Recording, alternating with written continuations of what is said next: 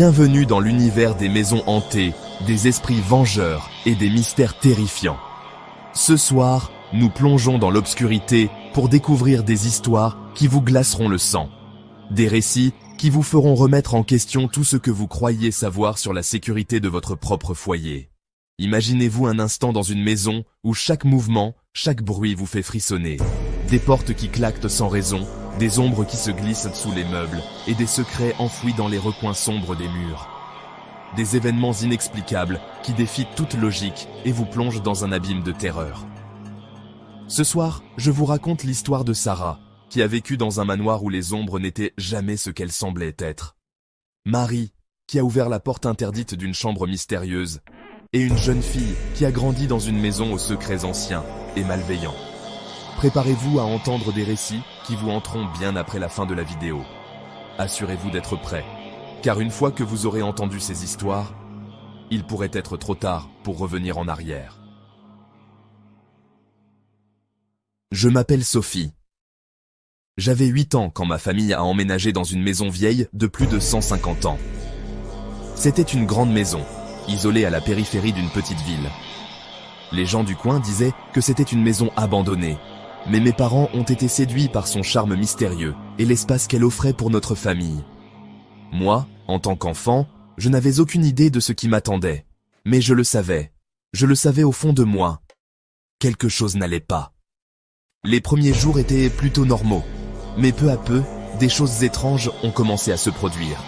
D'abord des petits bruits, des grincements dans les murs, des portes qui claquaient sans raison, mais rien de particulièrement inquiétant. Jusqu'à ce qu'un soir, je me retrouve seul à la maison avec ma petite sœur. Mes parents étaient sortis faire des courses et le vent soufflait fort contre les fenêtres. C'était la première fois que je ressentais cette atmosphère étouffante, comme si la maison respirait avec nous. Je me souviens encore de ce moment précis. Ma sœur et moi étions dans le salon, assises sur le canapé. La télévision était éteinte et on n'entendait que le bruit de la pluie battante dehors. Soudain, un bruit sourd résonna dans l'escalier. Je me figeai, mon cœur s'emballa. J'étais seul avec elle, et je savais qu'on était seul dans la maison. Le bruit se fit plus fort, comme des pas lourds qui descendaient en l'escalier.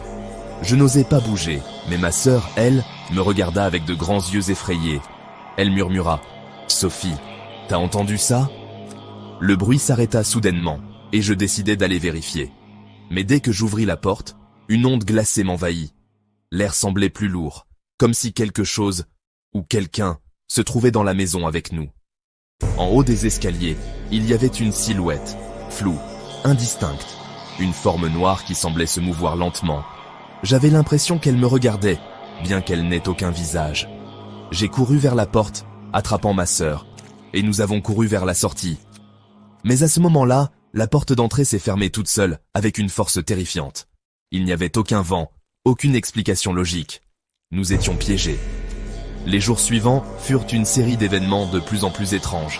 Des voix chuchotantes la nuit, des objets qui se déplaçaient tout seuls. Un soir, alors que j'étais dans ma chambre, je vis une ombre noire glisser sous la porte. L'ombre se faufila lentement et s'arrêta juste devant moi. Je n'arrivais pas à bouger. Mon corps était comme paralysé. Puis, un rire moqueur, venu de nulle part, éclata dans l'air. C'était un rire de quelque chose de malveillant, qui se réjouissait de ma peur. Je commençais à comprendre que cette maison n'était pas simplement vieille. Elle était maudite. Quelque chose d'invisible y vivait, se nourrissait de la terreur des habitants. Nous n'étions pas les premiers, ma famille ne le savait pas, mais cette maison avait une histoire sombre, marquée par des disparitions mystérieuses et des meurtres inexpliqués. Les anciens propriétaires avaient tous quitté la maison, certains dans des circonstances étranges. Mais aucune de ces informations ne nous était disponible à l'époque. Un soir, tout bascula. Nous étions tous à la maison quand une violente tempête éclata. Ma mère était en train de faire le dîner, mon père lisait un livre, et ma sœur et moi étions dans le salon. C'est à ce moment-là qu'un cri déchirant retentit dans toute la maison. Ce cri était inhumain, il semblait provenir des profondeurs de l'hôpital souterrain que nous n'avions jamais visité. Nous nous précipitâmes, tous dans le couloir, mais à l'instant où nous avons atteint la porte de la cave, celle-ci s'est verrouillée toute seule. C'était un avertissement. Un avertissement que nous ne devions pas aller plus loin. Pourtant, mon père décida d'aller forcer la porte. Il était déterminé à découvrir ce qu'il y avait dans cette cave. Quand il descendit, il revint presque immédiatement, les yeux écarquillés de terreur. Il n'a jamais voulu en parler, mais nous avons vu qu'il avait vieilli d'un coup, comme si tout son esprit avait été brisé. Nous avons quitté la maison ce soir-là, et cela fait 10 ans que je ne suis jamais retourné là-bas. Ma famille a été brisée par ce que nous avons vécu. Certains d'entre nous ont tenté d'oublier, mais moi, je ne peux pas. Il y a des nuits où je me réveille en sursaut avec cette même sensation de lourdeur, comme si quelque chose m'observait. Je n'ai jamais oublié la silhouette noire dans l'escalier, ni le rire qui résonne encore parfois dans mes cauchemars. La maison, elle est toujours là. Vide, mais pas silencieuse. Je sais qu'elle attend.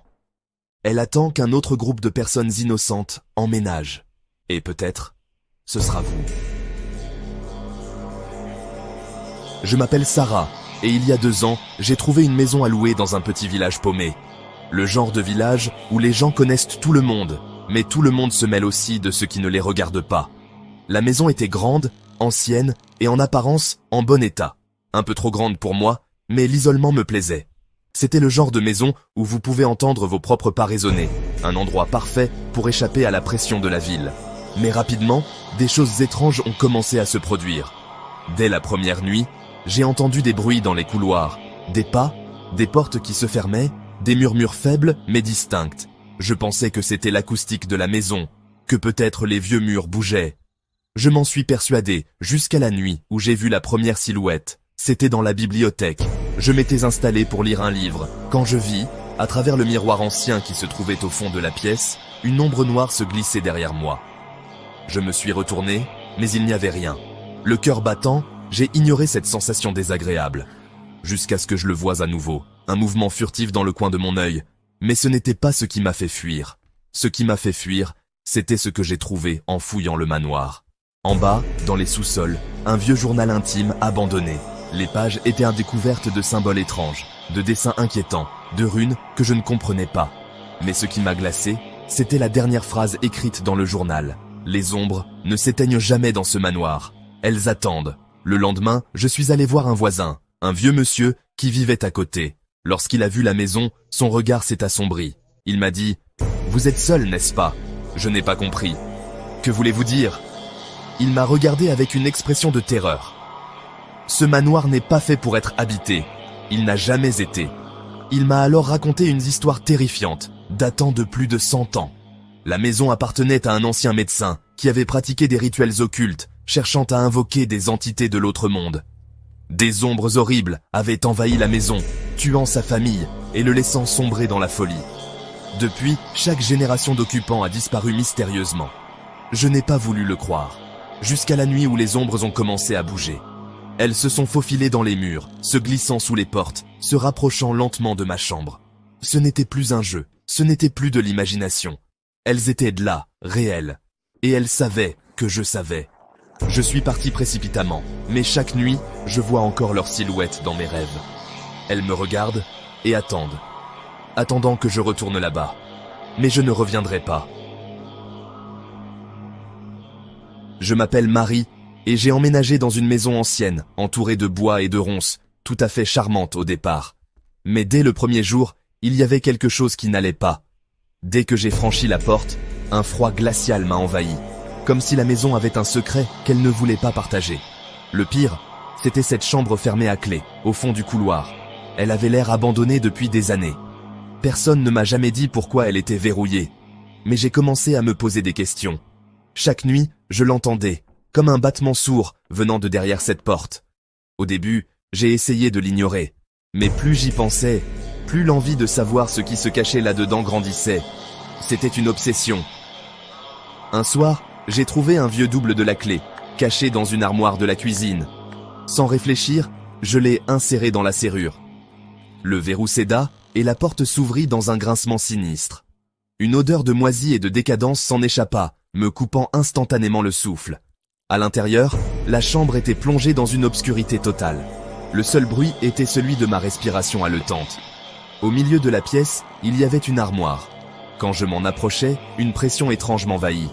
C'est alors que j'ai vu, entre les fissures de l'armoire, une lumière pâle qui clignotait. Quand j'ai ouvert la porte, un sourire tordu apparut sur le miroir qui se trouvait à l'intérieur. Une silhouette se reflétait, mais pas la mienne. C'était une femme, avec un sourire déformé, figé, comme un spectre. Avant que je ne puisse réagir, la lumière s'éteignit soudainement, et la porte se referma violemment. Je n'arrivais pas à bouger, mon corps était paralysé par une peur glacée. J'ai entendu un murmure derrière moi, si faible, si déformé, qu'il semblait provenir d'un autre monde. « Tu n'aurais jamais dû entrer. » Quand la lumière revint, il n'y avait plus rien dans la chambre. Mais le miroir, il n'a jamais quitté ma mémoire.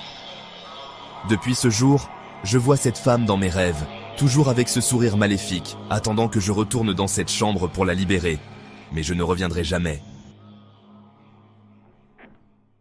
Et voilà, vous avez écouté ces récits, mais la question demeure. Et si vous étiez à leur place, que feriez-vous si vous vous retrouviez face à des phénomènes inexplicables? Les ombres ne disparaissent jamais complètement, elles attendent. Parfois, il suffit juste de les regarder dans les yeux pour qu'elles ne vous lâchent plus. Si vous avez aimé ces histoires et que vous en voulez encore plus, n'oubliez pas de vous abonner à la chaîne et d'activer la cloche de notification pour ne jamais manquer un nouveau récit effrayant. Laissez un commentaire pour me dire laquelle de ces histoires vous a le plus glacé le sang. Et surtout, partagez cette vidéo avec ceux qui aiment frissonner de peur. Rappelez-vous, parfois, ce n'est pas la maison qui est hantée, mais vous, lorsque vous osez trop en découvrir. Bonne nuit, et faites attention à ce qui se cache dans l'ombre.